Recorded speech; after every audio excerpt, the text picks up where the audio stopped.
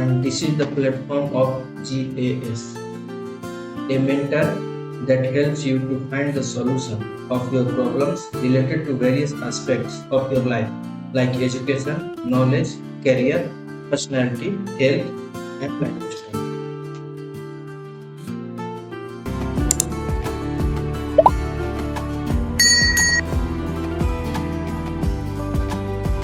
Hi, I am आनंद।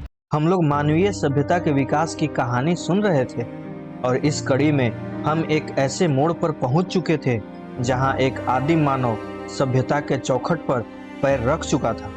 परंतु आखिर ऐसा क्या हुआ कि एक सभ्य नगरीय सभ्यता ग्रामीण सभ्यता में परिवर्तित हो गई? सच में परिवर्तित हुई या यह इतिहास लेखन करने वाले अंग्रेजों की चाल थी? जरा सोचिए। आज तक आपने जो इतिहास पढ़ा या सुना होगा उसके अनुसार हड़प्पा सभ्यता, जो कि एक नगरीय सभ्यता थी, उसका विकास वैदिक सभ्यता के पहले माना जाता है। और आपने यह भी सुना होगा कि वैदिक सभ्यता ग्रामीण सभ्यता थी। तो आखिर यह कैसे संभव है? क्या कभी आपने शहर के बाद गांव बसते देखा है? गांव के बाद शहर बस सकता है, परंतु शहर के बाद गांव, ये कैसे हुआ? प्रश्नवाचक चिन्ह तो उठता है, परंतु कर भी क्या सकते हैं? इतिहासकारों ने जो लिखा है हमें पढ़ना तो वही है। तो चलिए शुरुआत करते हैं एक ऐसे कहानी की जो सत्य तो है, बस उसके कालक्रम में संशय बना हुआ है। आज हम बात करेंगे वैदिक सभ्यता की। वैदिक सभ्यता अर्थात वेदों पर आधारित सभ्यता। आप सबों ने इससे पहले भी वेदों के बारे में कहीं न कहीं जरूर सुना होगा, परंतु इनके बारे में बहुत कम लोगों को जानकारी है। तो आइए आपको आपके इतिहास की सैर कराते हैं एक नए अंदाज में। इस सभ्यता की शुरुआत होती है लगभग 1500 ईसा पूर्व से। इस समय आर्यों का आगमन हमारे भारत में होता है और इनके आगमन में महत्वपूर्ण भूमिका निभाई घोड़ों ने, क्योंकि वे बहुत तेजी से दौड़ सकते थे।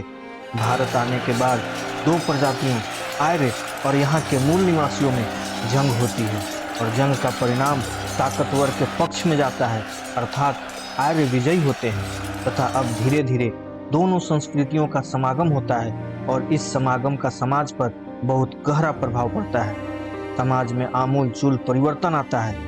अभी तक हमने देखा था कि सृजन की देवी मातृ देवी की पूजा होती है, परंतु अब विध्वंस के देवता इंद्र की पूजा, पुरंदर अर्थात किलाओं को तोड़ने वाले की पूजा होने लगी। यहाँ के मूल निवासी को दस्यु कहा जाने लगा। अब रचना होती है ऋग्वेद की और उसके बाद अन्य वेदों की। ऋग्वैदिक काल में गाय एक प्रमुख जानवर के रूप में उभर कर सामने आया। उसके कई कारण थे। पहला तो ये कि इससे उन्हें दूध प्राप्त होता था और दूसरा कारण था बछड़ा, जो कि खेती में काम आता था। क्योंकि आपको पहले ही बताया कि मानव ने खेती करना शुरू कर दिया था, तो गाय उनके लिए महत्वपूर्ण वस्तु बन गई, अर्थात गाय की महत्ता बढ़ गई और गाय के नाम पर युद्ध होने लगे। जिसके पास जितना अधिक गाय होता था वो उतना ज़्यादा शक्तिशाली होता था। पुरोहितों को गाय दान में दिया जाने लगा। आपको यह बात मालूम होनी चाहिए कि आपके हमारे जो गोत्र हैं वो इसी वैदिक सभ्यता के समय से हैं। गोत्र का शाब्दिक अर्थ होता है गाय को रखने का स्थान, और वह स्थान जिस ऋषि का स्थान था उस ऋषि के नाम पर उनसे जुड़े हुए लोगों का गोत्र बन गया। आइए आपको एक रोमांचक इतिहास बताता हूँ जिसका संबंध महाभारत से है।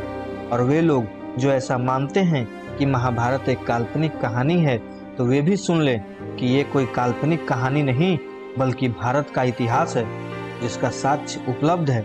आप चाहें तो देख सकते हैं। भरत और त्रित्सु आर्यों के शासक वंश थे। भरत राजवंश का 10 राजाओं के साथ विरोध था, जिनमें 5 आर्यजन के प्रधान थे, शेष 5 अन्य प्रधान थे। भरत और 10 राजाओं के बीच एक लड़ाई हुई जिसे दशराग्य युद्ध के रूप में जाना जाता है। यह दशराग्य युद्ध परुष्णी नदी, जो आज की रावी नदी है, के तट पर हुआ था, जिसमें सुदास की जीत हुई थी। इस प्रकार भरतों की प्रभुता कायम हुई, परंतु हारने वालों में पुरुजन सबसे महान थे। कालांतर में भरतों और पुरुओं के बीच मैत्री हो गई और दोनों ने मिलकर एक नया शासक कुल बनाया जो कुरु नाम से प्रसिद्ध हुआ। इसके बाद कुरुजनों ने पंचालों के साथ मिलकर उच्च गंगा मैदान में अपना संयुक्त राज्य स्थापित किया। महाभारत में आपने जो धृतराष्ट्र और दुर्योधन के बारे में सुना है वो इसी कुरु अर्थात कौरव वंश से थे, तथा द्रौपदी को भी आप जानते ही होंगे। इनका एक और नाम था पांचाली, क्योंकि यह पांचाल नरेश की पुत्री थी, जिनके कारण समूल कौरवों अर्थात कुरु वंश का नाश हो गया और पांडवों की जीत हुई।